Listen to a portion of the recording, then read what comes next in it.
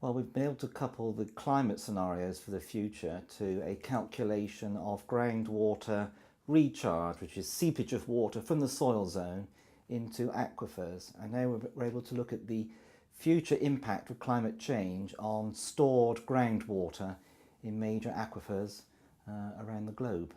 So this is quite a big advance in terms of methodology, in the sense that we've included a slope factor for controlling runoff and also a factor that controls the discharge of water from an aquifer stored in the ground into the river, which is based on geological characteristics. So these are new things that have been done, not done previously by other research groups.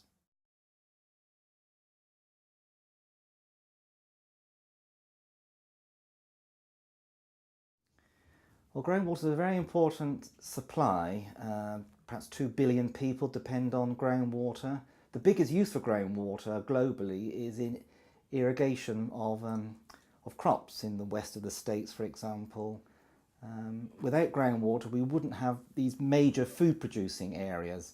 The North China Plain around Beijing depends on groundwater for food production for that very large growing economy and population. So it matters a lot that we understand the influence of climate change on the availability of groundwater. And unfortunately, the simulations show that in some parts of the world, like in northern India, big population, very dependent on irrigation water from groundwater to feed a large population. In the future, there'll be less groundwater recharge, so a more limited resource. So there are very big implications for future security of food to growing populations.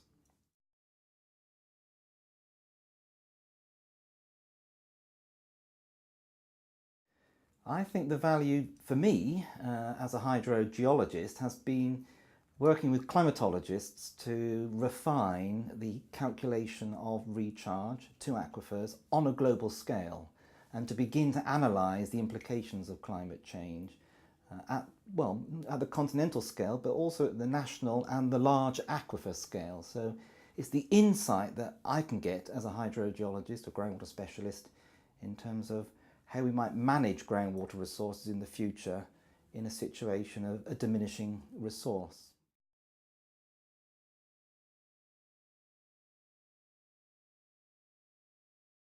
Well, that's also another value of the Hermitage project to me, to see some of these interdependencies.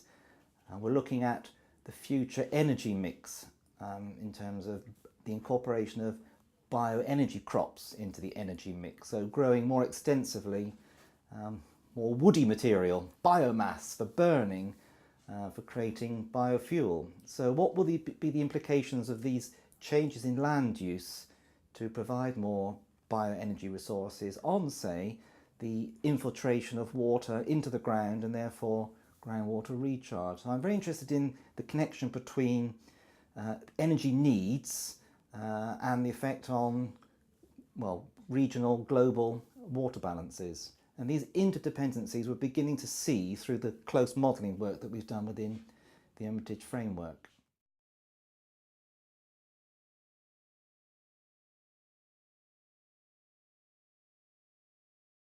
Well, now that we've been able to link climate scenarios to a land-water model for simulating groundwater recharge, now we can start asking questions like, if now we change the irrigation water demand in an area to reflect changing climate, changing land use parameters, what will the effect be on water resources? So we can finally start to make these connections between energy, food, water, climate, particularly irrigation, because that is the biggest use for groundwater worldwide. So will we have to give up irrigation in some parts of the world and change the agricultural economy to dry land farming, where the groundwater resource just will not be available in future? So these are big questions for society.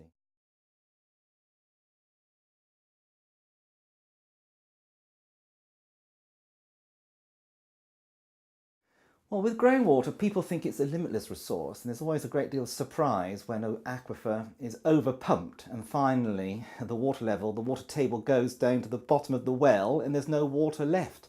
Where's it gone? It's not a limitless source, and so there are parts of the world where it is presently over abstracted.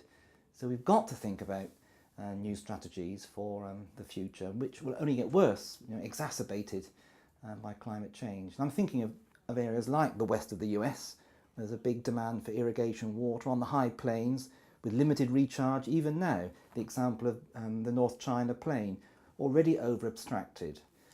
So we do need to think about how we're going to manage water resources in the face of demand for water for food, but under a changing climate.